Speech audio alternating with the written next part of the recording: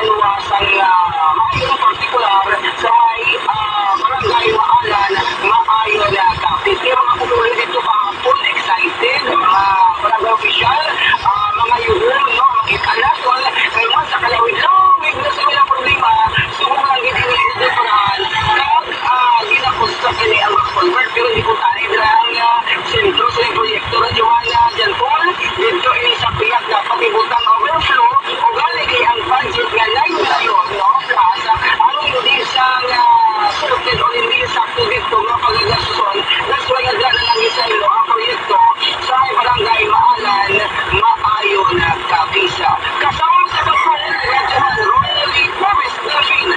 Toto, or MN. At ang nag-isalamat sa report, Radyohan Royally Promise Delphine, na kanyang sa kakong ginabuli o sa mga